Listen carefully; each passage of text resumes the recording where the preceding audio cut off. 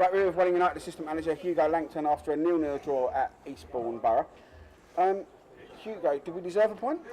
I think so, absolutely. I thought we were the better side probably first half, and to be fair to Eastbourne, they sort of put it on us a little bit second half, but I thought defensively we were excellent. They didn't really have any real clear-cut chances second half when they were perhaps a bit more dominant.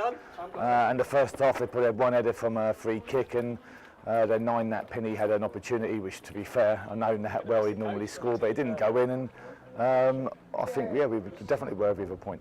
100%. As an attacking force, do you think we lacked the tempo and confidence that we showed on Saturday?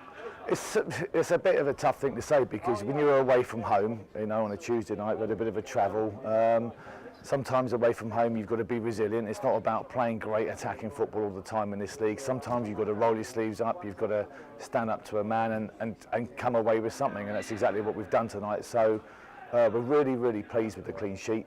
And we believe that the attacking play will keep coming. So as far as we're concerned, it's been a good night's work. Oh yeah, it's been unbeaten for the last two games. We are clicking a little bit. Would you say it's the same shape today as we had on Saturday? A little bit different, because we've obviously brought two wingers in, two out-and-out wingers to go and have a go. And I thought they did well defensively. They tucked in, did well, did everything that we asked them to do. But Saturday was a little bit different. We were a little bit more narrow. Today we thought we'd go with it a little bit of pace. We were wary that the two normal full-backs would push on a bit more, but that wasn't the case tonight, because they played a centre-half at right back. So we felt that with a bit of pace we could perhaps try to expose it in the turnover of possession. But look, it is what it is, and as I said, we're really happy. It's a dogged performance, and these are sort of places that are tough Tuesday nights when you've got to travel, and to come away with nothing would have been horrible and a little bit unfair. And to be fair, we could have maybe nicked it at the end with Tom Bradbrook's header from a great move. So yeah, we're just happy. It's little building blocks, step by step. We think we've got the basis of a good team, and the challenge now, as far as I'm concerned, is that if we can maintain that defensively, we believe that obviously we'll improve going forward, as we certainly showed Saturday with 26 shots on goal. Christie came in. Firstly, how do you think he did, and secondly, how's the injury? He's okay as far as I know. We'll assess him on Thursday. He just took a knock on the knee. To be fair, when he got the knock, he felt he could have carried on, but we planned to make the change with Orlu anyway. But I thought Christie done well. I thought he caused them problems going forward, particularly in the first half. But the second half was a little bit more about rolling the sleeves up and dealing with what Eastbourne were going to chuck at us. And as I said, he was one of 12 players tonight, and the unused subs, to be fair, because we're all here together who've done their job. A change at the back with Parky going to the back there.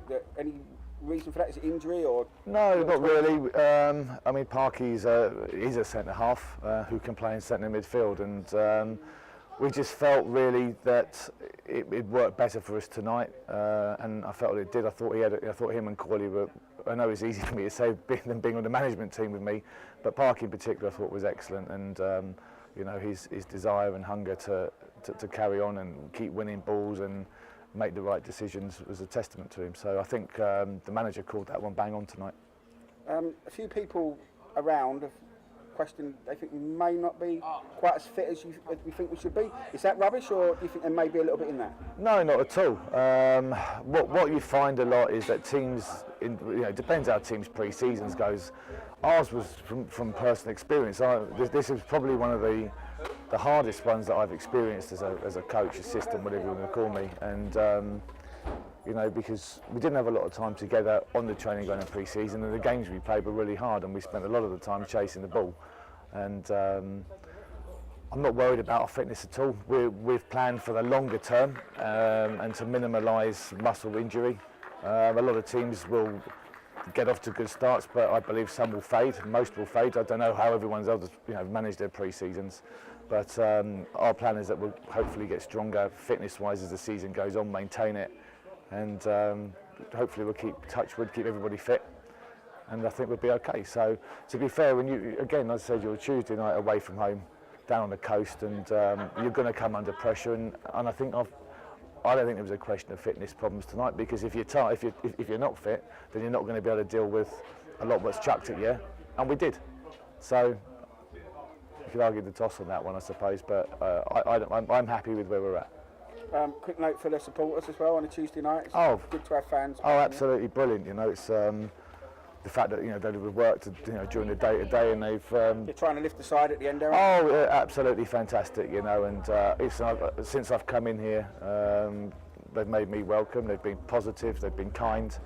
And they also understand that we're trying to build something here, and it takes a little bit of time. You know, I've said to you before that my opinion is the club's had some hard times, and we're just trying to bring back better times. But it's very hard to chuck 16 players together, no matter how good they might be on paper or whatever, and go and have a go. It takes time to, to gel as a team, I suppose. So, but it's coming, bit by bit. We're building, and I think we're in a good place. And obviously 4 games in, it'd be nice to have a few more points on the board, but we're confident that it will come. Saturday, I wonder if Hungerford are a bit like they were last year. They're going to be fit and direct and have a go and get it forward. Yeah, of course they will do. You know, when I was here at Eastbourne last season, obviously we played them twice, and I think we took 4 points off them. So they're a good conference south side. And but I believe that if we can replicate a cross between tonight and in our defensive play, and maybe against Chelmsford, and also our forward play from Saturday, if we can find that right balance, then I'd back us, to do well against any team and compete with any team in this division. So what else? Go back to there. Mention what you just said there. Do you think, as it's a new side, as we've only played 5, 6, 7, 8 games together, a little bit of consistency we're lacking in at the moment, which should come. If you look at a team like Bognor, we played them Saturday. They look like a team that's been together for a long, long time. It's just, you ask any of the players, it's the more you play with other players, the more you understand what they're going to do on and off the ball, just by little things they do with their body, whatever it may be, and that's a building process. There's a term for it, without wishing to sound boring, it's like a non-verbal communication, just to understand other people's body movements, and that only comes with playing more and more and more, and it will come. So.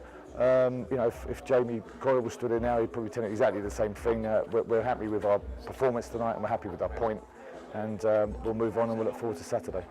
One final point. Alfie Pavey left us yesterday or this morning, one of the two. Can you enlighten us on a little bit of that, on why he's gone or how it came to happen? Alfie's just been a little bit frustrated that he hasn't been playing as much as he wanted to. It has been hard for him. Obviously, Tom Bradbrook's done well physically for us, and he's been a problem for our opponents. So it has been hard for him, and Dartford have offered him to play because they've got injury problems. Was it an approach from Dartford rather than Alfie wanting away?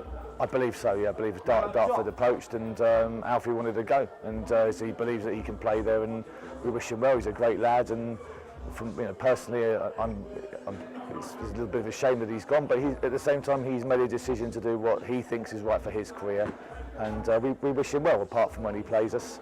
I told him if he scores against us over Christmas and New Year, I'll burn his house down. So obviously I won't. That makes none of us. Bearing in mind Alfie's gone, Chris Linton's gone, 1 or 2 others.